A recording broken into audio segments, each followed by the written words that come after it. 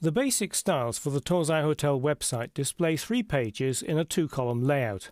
This sidebar on the right is in a div with the class aside.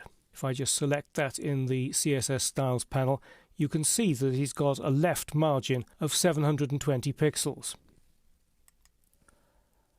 And the main content area is in a div which has the class content medium, and that is floated left into the wide margin which has been created by the aside div. For the tablet layout, what I want to do is this: make a single column layout and move the sidebar down to the bottom. So let's see how we do that by changing the style rules in the tablet CSS style sheet. I've gone back to my original page. I want to switch on live view and also select tablet from the window sizes menu so we can see what is going on. You can see at the moment that the sidebar is outside of the main area, so we need to move it down to the bottom. Let's open tablet CSS and I'll just reduce that in size so we've got more room to see what's going on.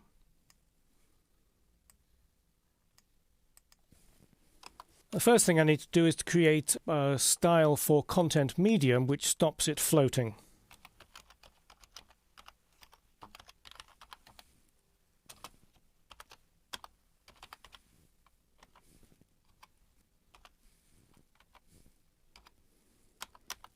I also need to make the width auto, because when you float something it has to have a fixed width. I don't want the width to be fixed anymore because this is a flexible layout for the tablets.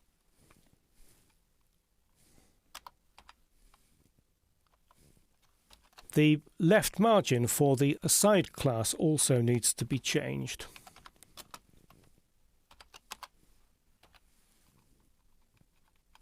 Make that auto too. And let's also adjust the margins and padding on either side for both classes, content medium and aside.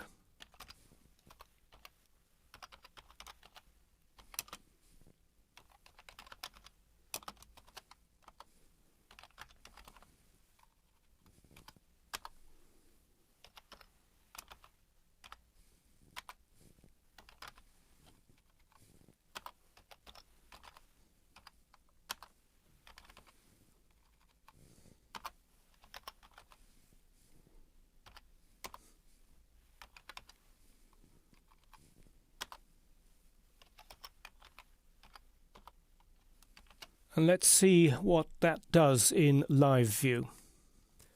There doesn't appear to be any change, so let's just refresh live view by toggling it on and off. And now we see that we've created a bit of a problem here.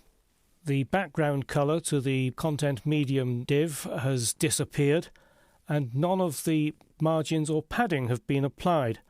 And that gives me a little clue as to where the problem might be. Let's switch to the basic style sheet,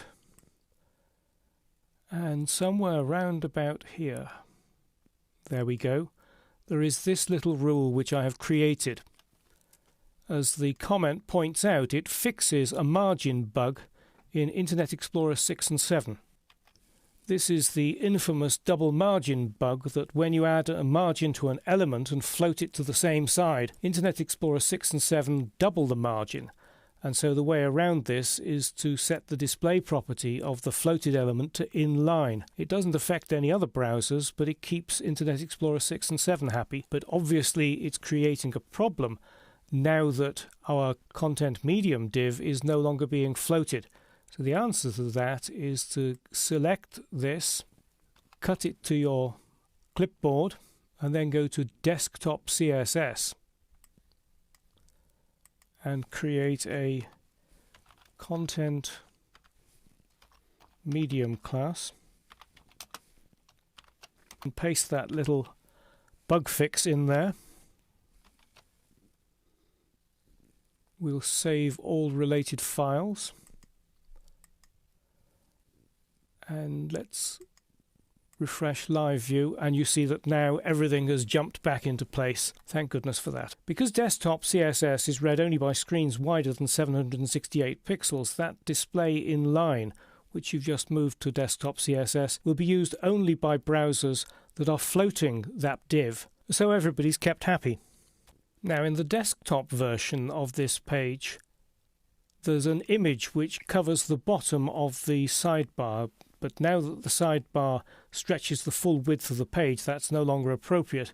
So I need to fix that by putting in a new definition for an image to go with this sidebar. Just quickly put it in here.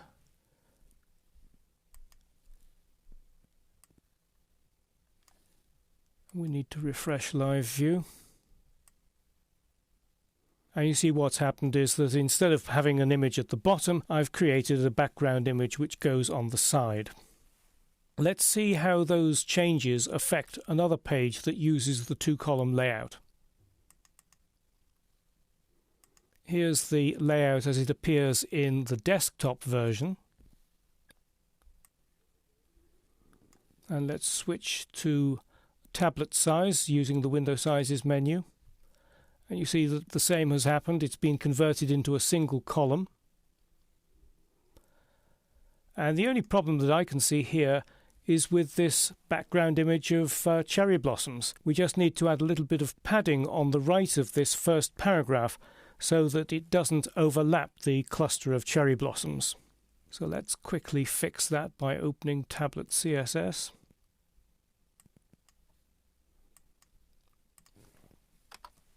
And it's in the blossom div, and that's a heading 3, and we use an adjacent sibling combinator to affect the first paragraph.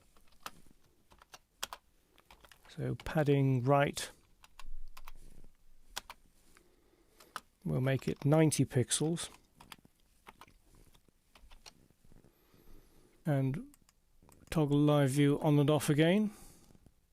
And there we are, we're no longer overlapping. Looks quite nice. And how about the final two-column page?